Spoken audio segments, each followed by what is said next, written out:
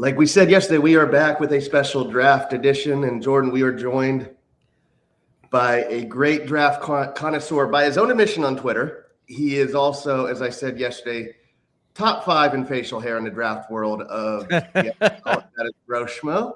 I said yesterday, the only person I have above you is Kent Lee Platt, who created Rasp Bombs, because he has, I don't know if you've ever seen, he has an immaculate mustache. So yeah. I tried doing like the little curly thing. That takes a lot of work, man. It's too much for me, man. Well, so Brett, where do you rank yourself in the top of facial hair? I can't even grow facial hair. I'm growing it now and it gets all patchy. So I am at the bottom. I am below the bottom. You have to go through the center of the earth and then come back down to get to me. So I am bad at facial hair. But so we're talking about we are all Dolphins fans here, so we all share a common pain, gluttons for punishment. Are you shocked by how the season went based off of what you saw in this offseason? Not really. I kind of always assumed even if we were going to be like successful, we were probably a one and done team, get to the wild card and not much else. I think things came crumbling down a little sooner than I'd expect, but I mean, given how the lack of depth on the team, especially when it comes to the defense, I'm not too shocked. All right. And I think the most shocking thing for everybody is how quickly everything kind of imploded for Tua. Preseason, Jordan and I said if we were going to be bad, it was because Tua got hurt again. Didn't expect him falling off a cliff like he did this year. So are you where we are, where you are working under the assumption that Tua has played his last snap with the Miami Dolphins? Yeah, I always assumed we'd go one more year with Tua just because financially it's kind of tough to get off of him, even if we're going to move him this offseason. It's going to be tough because it's going to be like a Brock Osweiler trade, right? Where we're going to have to eat like a ton of his guarantees or his cap for next year just to move him. So we're in a really sucky situation.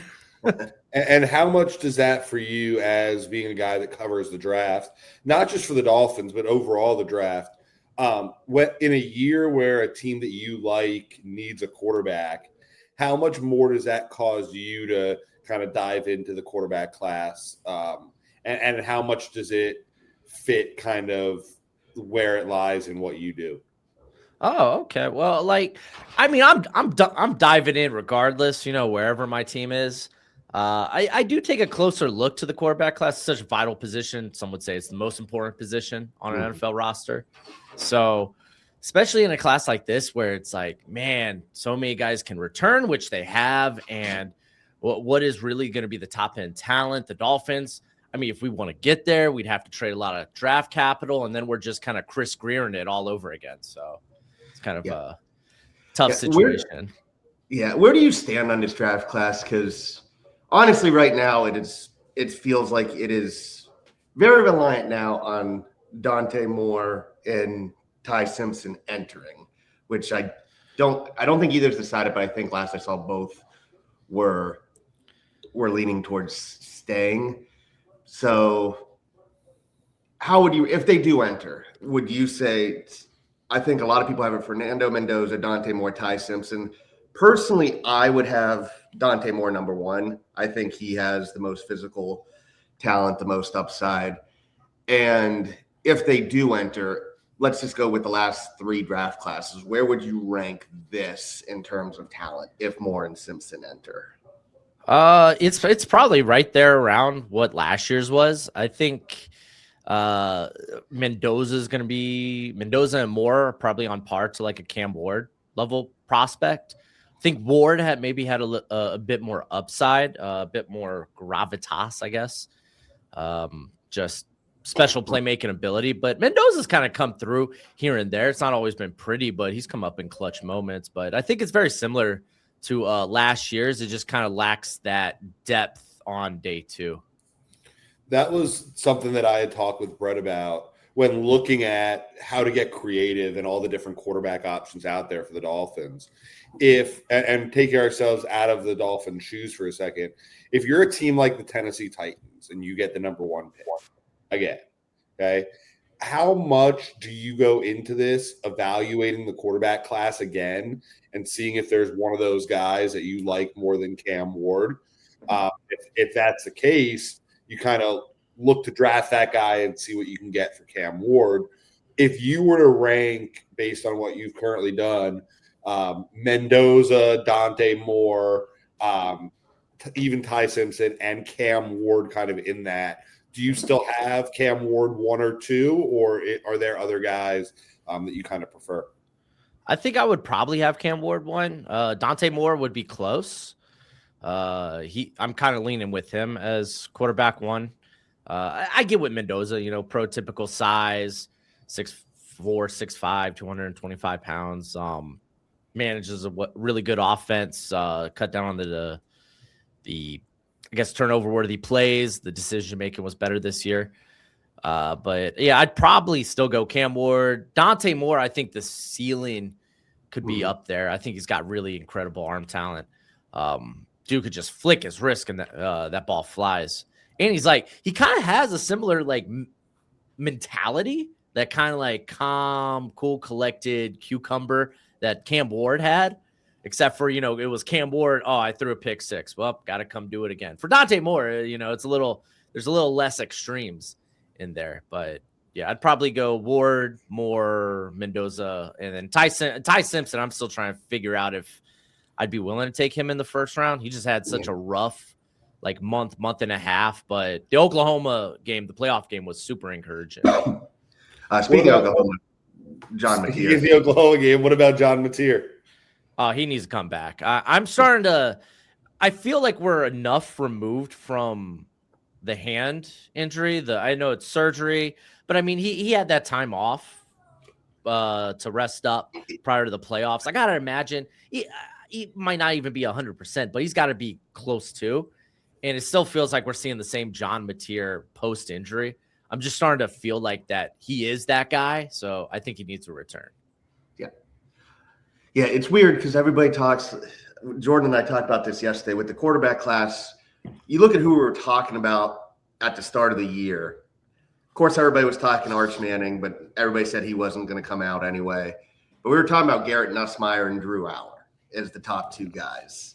So things can change. That's why when everybody's just pack it in, wait till next year. And I do like a lot of the prospects in next year's class, but that's just the point to say, even if you look at what we were saying last year about this quarterback class, we're not talking about the same people. But if you could say of the guys who did go back to school, and like I said, still waiting on Simpson and Dante Moore, which of the quarterbacks that did announce they were going back do you wish would have entered this class? Oh, I don't even know. I don't even know there was a guy, because I thought so many of them had so much to gain by returning. I'm a sucker for Lenora Sellers. I think I hate when people are the Dolphins community. Yeah, right. I hate when people are like, oh, this guy's like Anthony Richardson. And I think he's more Jalen Hurts. I mean, I get the Anthony Richardson body type, big arm, but he's way more put together as a passer than anything Richardson was coming out. There's still a ways to go. The pocket presence still kind of ooh, got to figure that out. But I'm glad he returned, because I think he's a top 10 pick waiting to happen if it ever just kind of clicks. I'm surprised he went back to South Carolina. I thought he should have entered the portal. Yeah, they brought in the TCU OC, not Riley Browse. Yeah, so I'm a little encouraged. Maybe they do some stuff in the transfer portal to help out with that offensive line. And I mean, a lot of people didn't even know that Lenora Sellers was, they had enough faith in him this season to make calls at the line and whatnot. So just himself as handling, not necessarily being under center, but handling pre-snap himself, for them to have that faith in him. And granted, skewed results, wasn't always pretty, but wasn't always his fault either. But he had a lot put on his plate, and I think he did. I don't want to say the best that he could, but he tried. Yeah, that South Carolina offense, I saw a lot of their games. It was like, man, that is such a fundamentally broken offense. And, when you have not just Lenore Sellers, but when you have Nick Harbor as a wide receiver, you got to be a little bit more functional than that. Where do you, and let's stop on Nick and going off the quarterbacks for a second. How do you feel about Nick Harbor? Because when you look at his talent, I see Megatron. But when you look at where people are putting him, like, to me, his upside is Calvin Johnson, DK Metcalf. His downside is MVS or whatever other 6'5" receiver that you want to put that didn't work out. But being that upside is so high, I mean, I think the last couple mocks me and Brett did, I mean, obviously using online systems, but I mean, he's being projected in the 4th or 5th round of the draft. If you look at just the talent, he could be in that 1st or 2nd round group, even though the receiver position's deep. How do you feel on a guy like Nick Harbor, and where do you take measurables compared to what you see maybe on film? Yeah, I mean, at some point you got to produce. I don't care how big or fast that you are. People are going to point to you, be like, you're just a track player playing football, And I think he did. There's the want is there. I remember coming into the year, I was watching this tape over the summer. I was like, man, this dude's out run blocking his butt, or he's running these decoy routes. Like, man's running like 24 miles per hour down the field, hard as hell, knowing he's not going to get the ball, and then he's got to come back and do it again. Like, the want is there to be a good football player, and the mismatch nightmare needs to work on the route tree, specifically the route running. But I think we saw ball skills, especially you go to like that Virginia Tech game at the beginning of the year, the non-touchdown that they should have been a touchdown, goes up and just climbs the ladder and gets it. So I think he's a bit more further along. And we've seen guys in the past that were just like, oh, he's super fast. Like Anthony Schwartz, I think, former Auburn guy. Former Dolphins. He goes, yeah. He goes to the 3rd round. So it's like, okay. I mean, at some point it's like, you can't deny the physical upside, the physical ability. So to me, if he were to come out, I really hope he doesn't, because there is so much he can get better at, and a big year and easy 1st rounder, right? Yeah. So if he comes out now, probably in that day 2 range, maybe mid to late. So like late 2nd, early mid 3rd. Yeah, that probably sounds about right. As we're talking about quarterbacks going to wide receiver as well, watching the last couple games of the Dolphins, the thing that has become very obvious to me is we don't have, outside of Waddle, a rosterable outside wide receiver. I like Malik Washington, but it's clear he's literally a gadget player and a slot guy, which for a 6th round pick, you take, and you take that to the bank. As we talk in Discord on Twitter, it seems like where we're going to be drafting, the thing that makes most sense to me is to go either wide receiver or cornerback. We're going to be probably between 7 and 11 in the draft order. Now, looking at it right now, and preface and say we still don't know because we have to go through the whole process of the draft, it feels like realistically you're looking at Carnell Tate, Jordan Tyson, Mansour Delane, and McCoy from Tennessee. What's his name? Jermon. Now, what you don't know is we like to let Brett sit here and struggle with names. Yeah, because I always mix names up, so I always have to make sure that's right. Now, looking at that, I think Carnell Tate makes perfect sense for the Dolphins, but the argument we always have, if you take a wide receiver in the 1st round, is the next corner worth it, or do you take the corner early and just get, because this looks like a deep wide receiver class. Now, if you're going to wide receiver, then who would be that next group of guy in the 2nd round at cornerback, or how do you rank those 4 options right there? I mean, I think to me, it's always just kind of like take the best player on your board. Yeah. Too many people are like, well, NFL draft is like free agency 2.0. I was like, no, these are more longer term plans. Free agency, yeah, that should be an immediate fix. The draft, you're typically, especially if you're a good franchise, you're looking 2-3 years down the road. So you could be looking at contracts that are going to be coming up later on and be like, yeah, we're going to eventually need to fill this. But yeah, for the Dolphins, I don't think I'd necessarily have like need ranked. I'm kind of hoping, takes care of some of that in an off season. That way you can just go draft the best player available. But if I have a chance to get, maybe if there's I think there's a good chance, maybe we're taking corner 1 there in the draft. So we get our pick. I think the same is true for offensive line.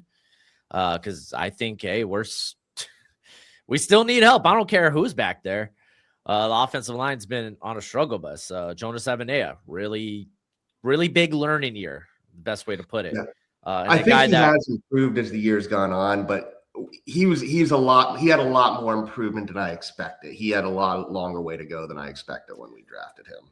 Yeah. And if you think about it, that's a guy that Chris Greer was like, here's our 3rd round pick. Let's go up and get him. And it's like, yeah, okay, this is how we get ourselves into this mess all the time. We have no draft capital, and who would have thought our depth sucks? We don't have enough young players to actually develop.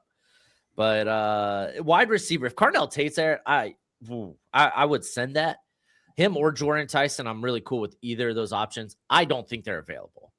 So you think they're both going like top 6? Yeah, just because there's not a lot of elite prospects in this class, so it kind of like pushes everyone up. And wide receiver just being a premium position. And I love Mekhi Lemon. It's just I don't think he's. I think we don't need another sub 5'11", 5'10" receiver. And that's my toughest part with Lemon when we're looking at these, especially when you look at the guys around him. You're talking about Elijah Surratt, you're talking about Chris Bell, you're talking about his teammate Jacoby Lane. You're looking at a lot of receivers, Denzel Boston, Chris Brazell. All of those guys are big body receivers. And when you start looking at a guy like Mekhi Lemon, to me, you can't really justify adding another small receiver to this unless you're telling me Jalen Waddle's going somewhere in a trade. Then it opens up and you just need a good receiver on your football team. But if you're looking for what's going to make the best receiving core with Jalen Waddle, I really think that we need to go in the direction with our 2nd round pick with one of those big body receivers. Yeah, dude, the size is there in this class if we want to do it. So yeah, that's why I'm like, don't really force anything at one. Just take who the best player is on your board and send it. Yeah, but between McCoy and Delane, who would you say is the best corner? And then who would be that, like, if we were to go corner in round 2, who would be your targets at corner in round 2? If McCoy tests out well, it's McCoy 100%. He was a top 10 player to me coming into the year. The only questions are with the ACL. His 2024 tape's spectacular. Delane's great and all. I really like him a ton, but as long as McCoy checks out medicals wise, I think he's corner 1 easy. Corner on day 2. There's always good corner talent to be had. If you think about like a Kamari Lassiter that the Texans snagged, and that dude's playing freaking phenomenal. And that's across from like a Derek Stingley, where it's like, okay, you're gonna be the guy targeted here, and I think he's played so stinking well. Day 2 corners. That's always. It's always interesting trying to figure out who would fall, and it kind of depends what happens with our coaching staff too. Yeah. If we axe everybody? If that's not the case, if we get another run of Anthony Weaver, then I don't see this guy enough in 1st round mocks. I think he's a 1st round player. Keith Abney out of Arizona State. Yeah, I know a lot of people like him a lot. Oh yeah, he's great. I think he can play man well. I think he's really good in zone. He's just a smooth player. So I would take him in the 1st round, but again, just based on the consensus, I never see him in the 1st. So I imagine he's a player that's going to be available If there's like a fallen player, maybe like Colton Hood, if he's kind of this fringe first rounder. And again, this is assuming, we're picking easy, probably top 40 with our second round pick. Anyone else there? I don't know. I'd be a little hesitant if maybe someone has like a big Senior Bowl. And that's the funny part, because me and Brett talk about that every year. It's December, like it's the end of the season. So guys aren't really going to be putting a lot more on tape as far as game film, but it's crazy from this point to April. I mean, the 30 players in the first round this year, or right now, like if you look at mock drafts, all of those players could be viewed as second or third round picks, and you might have a completely different crop of players. I feel like every year we sit here around this time and we're like, wow, I can't believe that guy is looked at as a third round pick, a second round pick. Then 2 months go by and he's in the top 20, or I can't believe that guy, nobody's even talking about that guy. Last year, the one I always go to is Ruben Hippolyte, who I know pretty well, and nobody had him in a single place on a draft board or a mock draft all offseason, and then the Bears take him in the fourth round. So you look at these guys, we all know nothing. We all don't know what these NFL teams are thinking and what their boards look like. So it's always interesting to me to see where these guys are rated now versus where the value actually is with them in April. There wasn't a question there. I just found it. And well, to kind of go off that, who is someone that you see on the consensus draft boards that people are high on that you just personally look at and say, I don't see it like right now? Let me think about that. That's a very interesting question. Or the inverse, who are you higher on that no one else is? 100%. Trevor Gooseby, Keith Abney. Those are my guys. I love those dudes. I love Mekhi Lemon too, but it's just like, I understand. I mean, I take him top 10. I don't think I wouldn't take him for the Dolphins, but I just love how that dude plays. He's freaking phenomenal. I guess I'm not as high on Arvell Reese as the general draft community.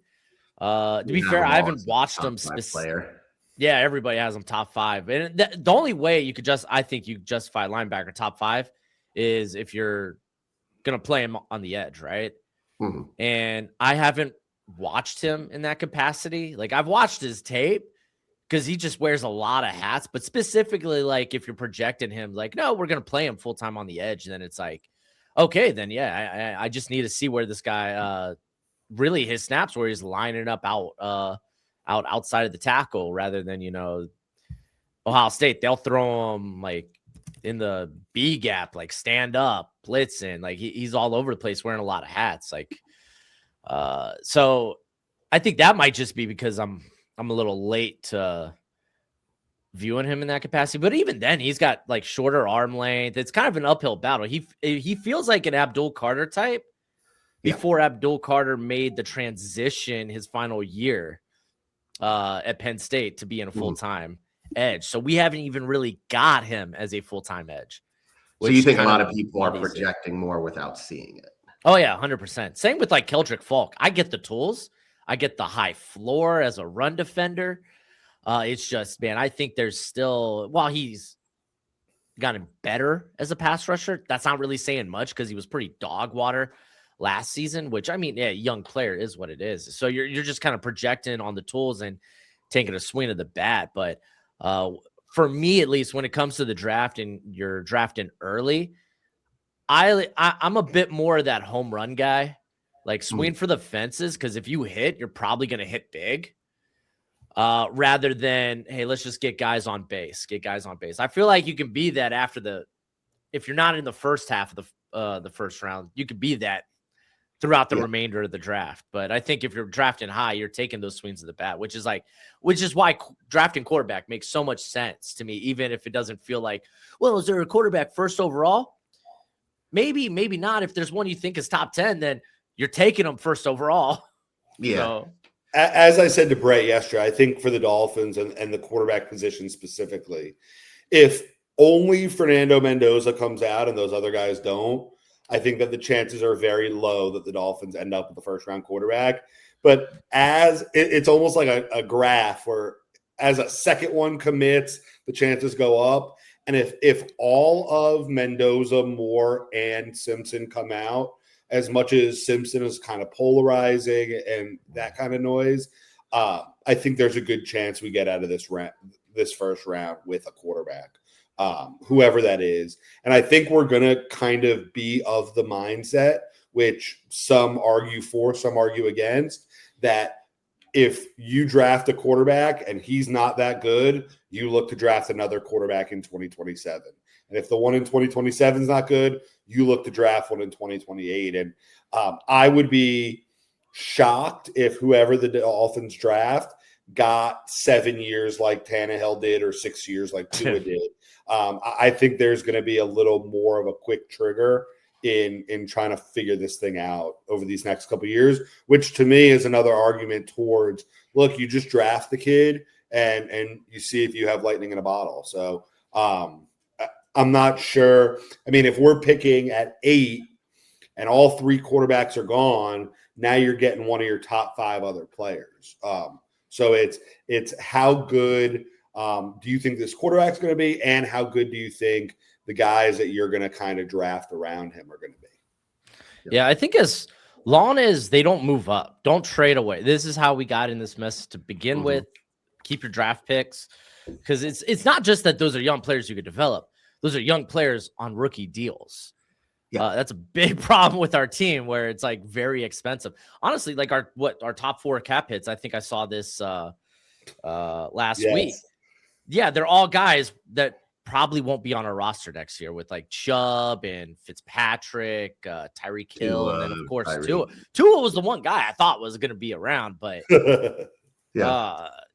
it's so much of a hot mess. I almost don't want to bring a young quarterback in, at least for this year, just because it's like that's such an uphill battle and just not a fair situation. Yeah, I will say this: I am high enough on Dante Moore that if you get a chance at Dante Moore, I'm willing to let him take. Like that's the dude. Like Dante Moore's the one.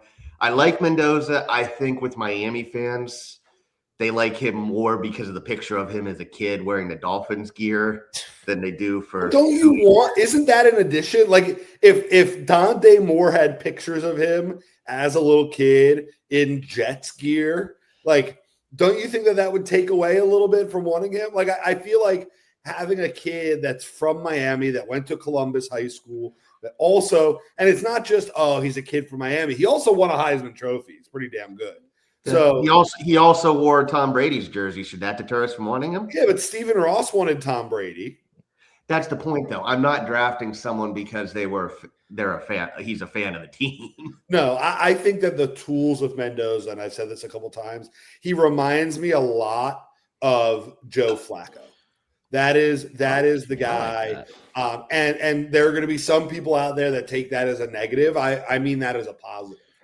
You see the way Flacco's game has kind of evolved, and how the biggest problem that we've had with Tua is the amount of back-breaking plays he makes, the amount of plays he's going to make that are going to kill you. Mendoza's the type, to me, is one thing that he's really good at is he'll kind of keep you in the game and won't make the back-breaking mistakes, and then also has that killer instinct to make a big play or two down the stretch and win.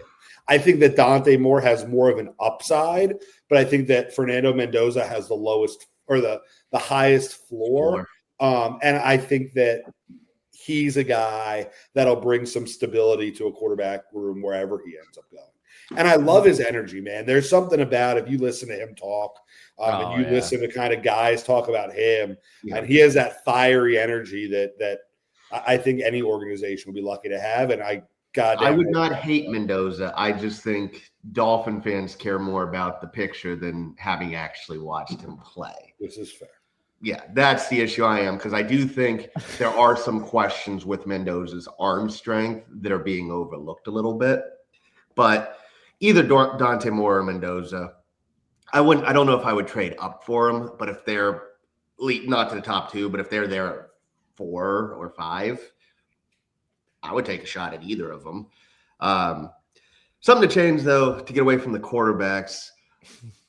The one guy I really want in the draft is Caleb Downs. Like, I've had to root against him in college for 3 years for different reasons.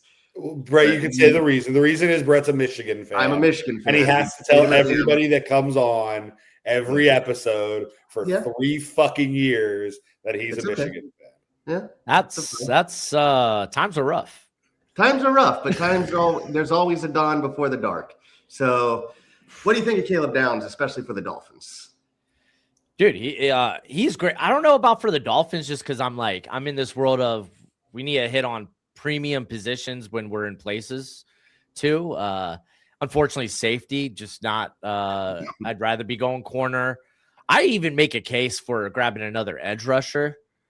Yeah, but who would you grab at edge? I'm not impressed with this. This is a class where you are just betting against the exception, or you're betting for the exception. There's not really a guy that, I mean, there's all these guys with sub-arm length. There's guys with just tons of questions like, oh, okay, well, this guy checks all these boxes. Oh, crap, where's your production at? It's like, okay.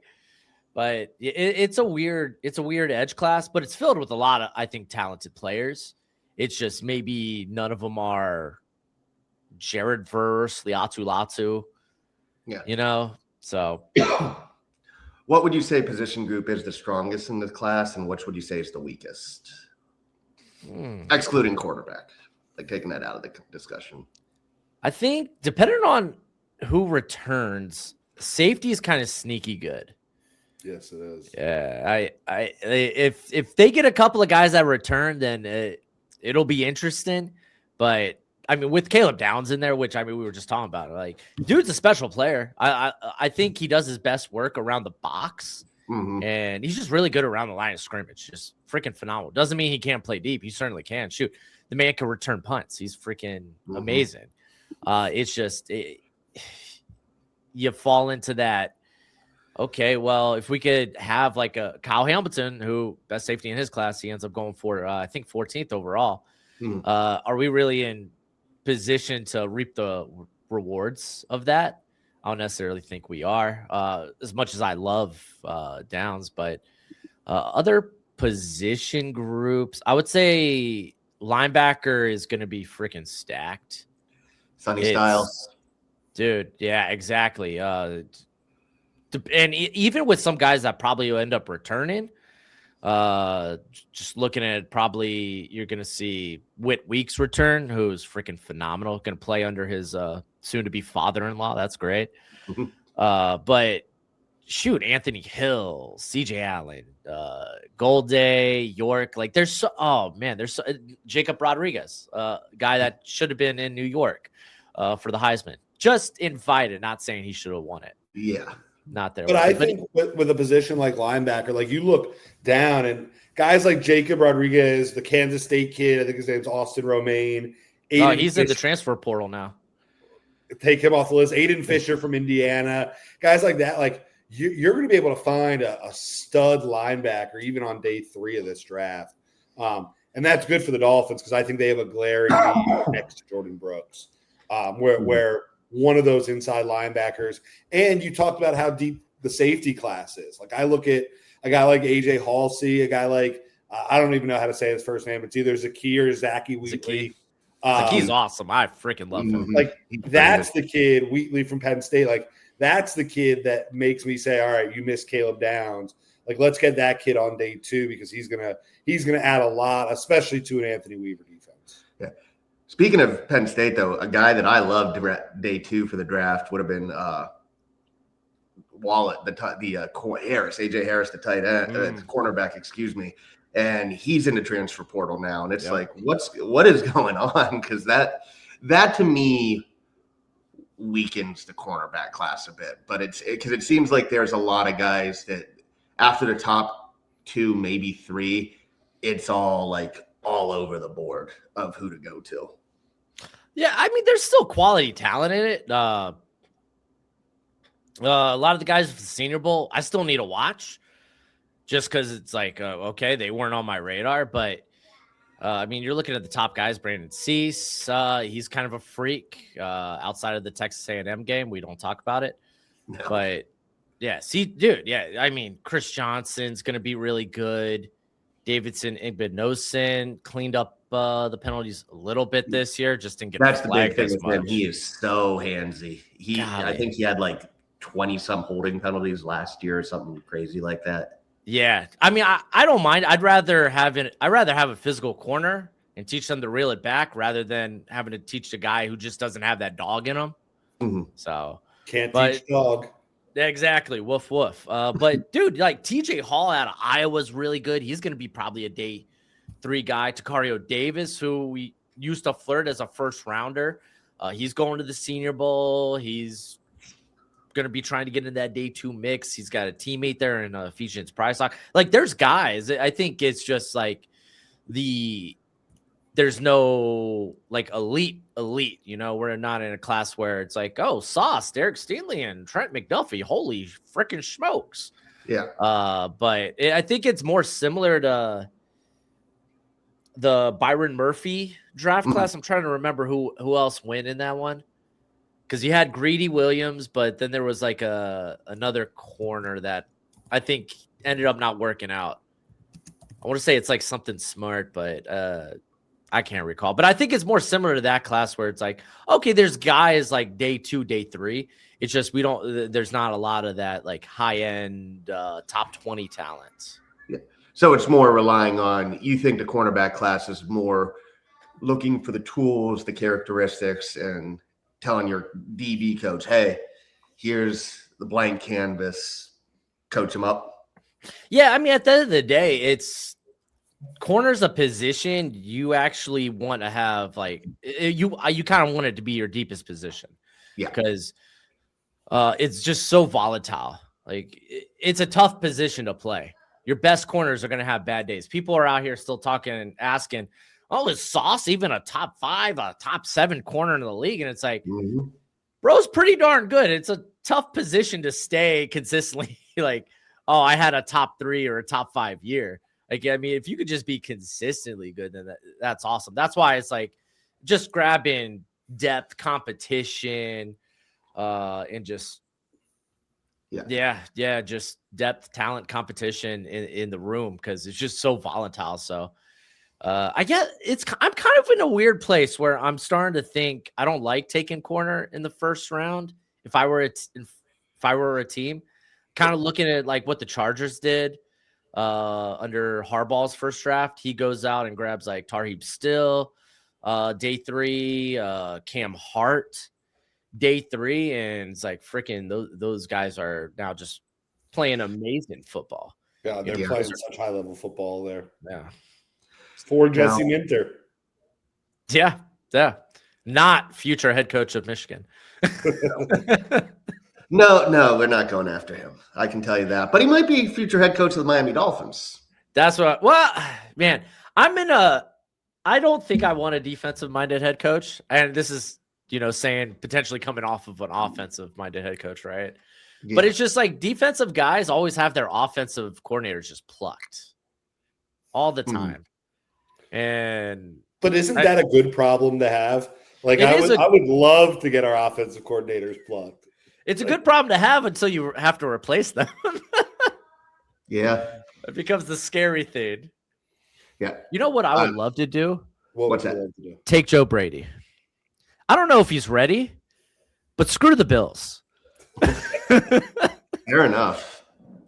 Yeah, Joe Brady's on there. If we argued Joe Brady was going to get the LSU job, I thought that would have been the perfect kind of mix of all worlds. He doesn't want to go back to college. From everything I don't care what he wants. I wanted him to go take that job. Like, and that's what should matter.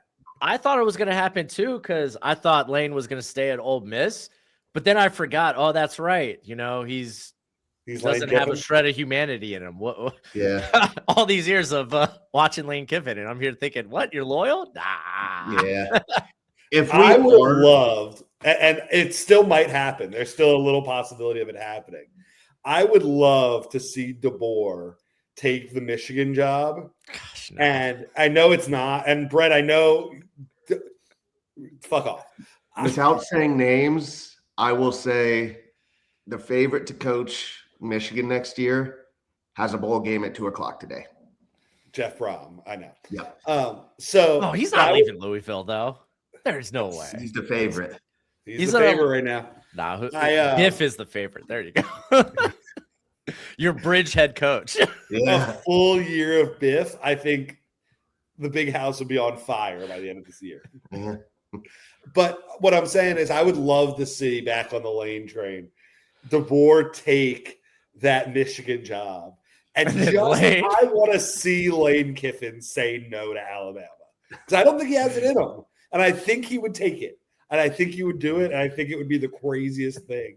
Because not only would Ole Miss want to kill him, I think Ole Miss would almost forgive him if he left LSU to go to Bama. Like he's then Coach O returns to LSU.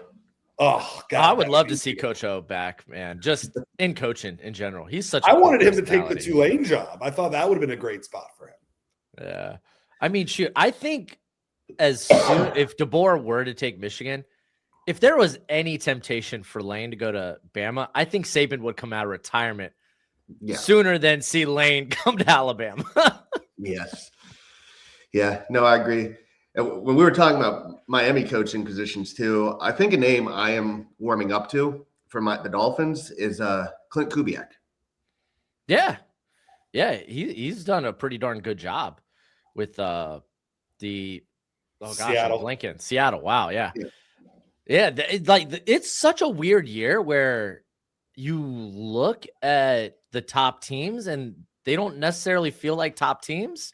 Mm-hmm. I feel like I don't know, man. The NFL's in a similar spot to like college football in general, where very much so. Yeah, where like that middle part is getting a lot closer to the top. Yeah. I mean, shoot. Seattle's stupid good. The Rams always good. How are the freaking Niners limping?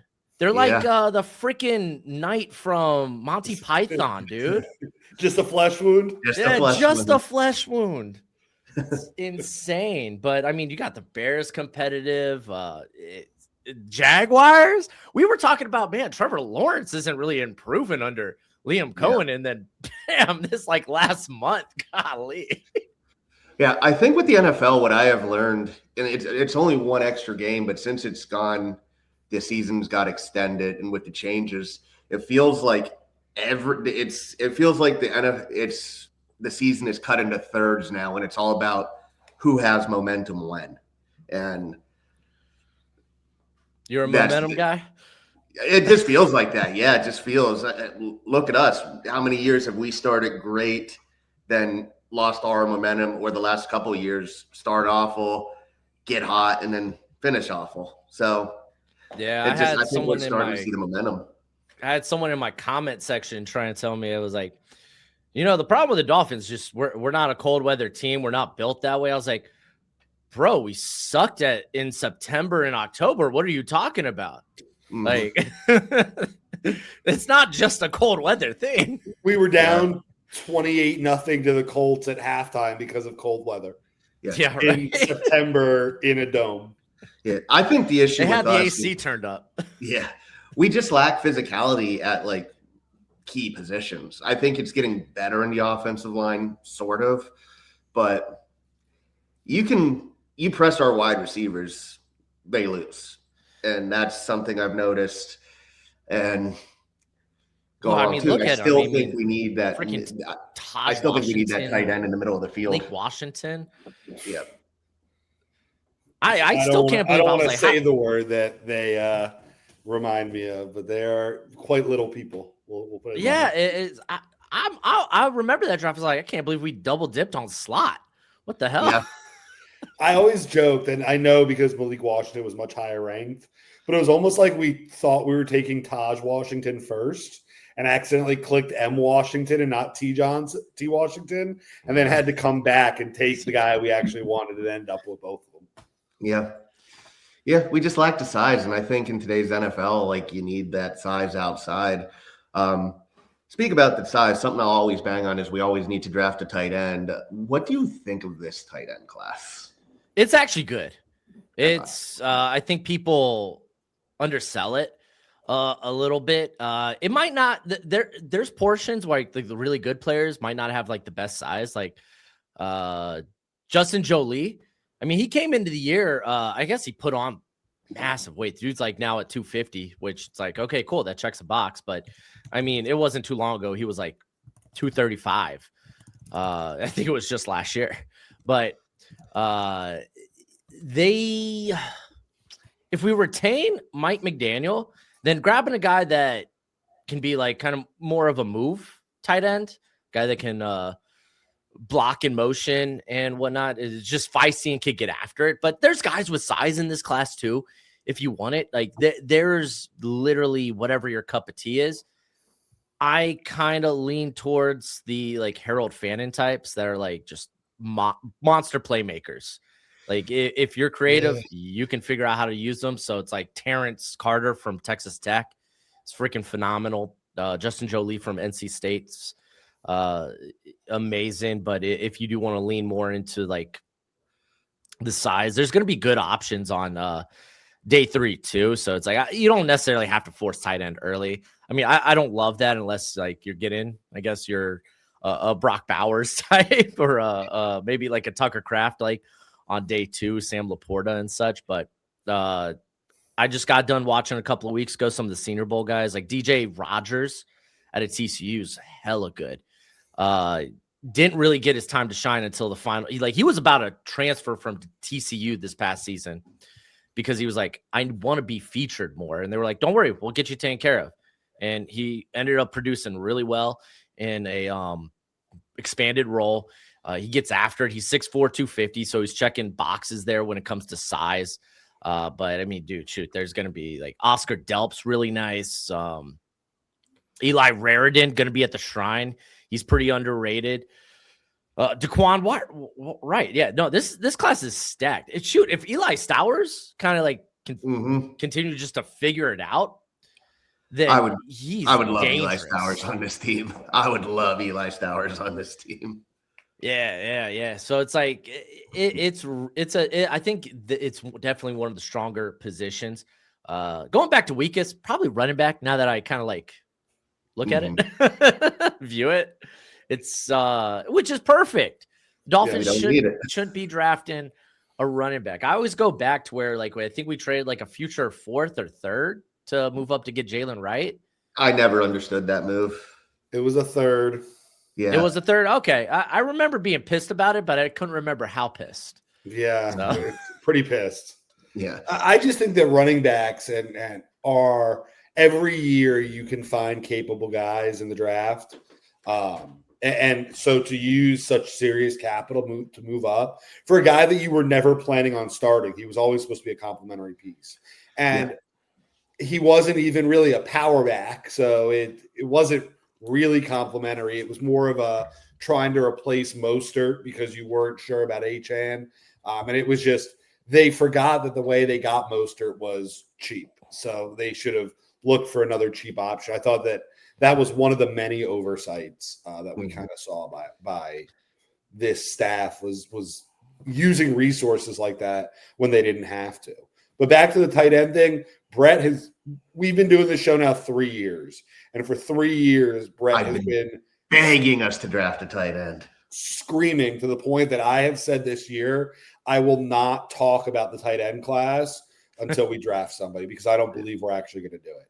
So I will let you guys close us out on that tight end talk because I won't partake in it until I see us actually do something about it. Yeah. I think in this day and age, you need a tight end. You need a tight end. Multiple. In this offense specifically, you need multiple. Yes, and Waller's a free agent. I think Dulcich is still in some stuff. I think Dulcich is more complimentary.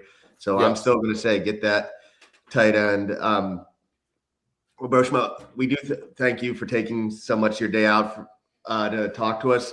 I just have one last question. Again, it's draft and Dolphin related.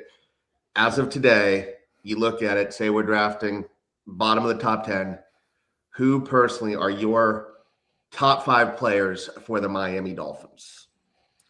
If we could get like Carnell Tate, Jordan Tyson, those would be kind of like front of mind. I would love those options. I don't see that happening, but you never know. So I would go with those two. Then I would probably, because again, man, in my head, I was always like, okay, well, Tua's got one more year. Let's help him out. Now that's not the case. I feel like everything's kind of on the board. I wouldn't mind Caleb Downs, just considering. I mean, he's a phenomenal prospect. He's a top 2, top 3 prospect in this class. If you're going to take positional value out of it. So, I mean, if he's there and it's like, okay, well, we don't really like anyone else, then yeah, sure. Just give me great player. I'm okay. The first offensive lineman off the board, I would be more than happy to take that. I think to me, I would look Francis Mauigoa. I hear the NFL views him more as a guard. You know what? I don't even care. I'd let him take a shot at right tackle, or at least compete for it with Austin Jackson. And if he has to move into guard, then that's fine. Have him compete with Savanea, because we're going to get James Daniels back. I assume he's going to be going nowhere after the season. Or if you do want to check those boxes, if we do keep McDaniel, and we're looking you're going to probably be looking for a very athletic guy. Trevor Goosby's my dude. I freaking love Goosby so stinking much. I think his best football's ahead of him. This was his first full year as a starter. Outside of like the Florida game, I think he has been just amazing.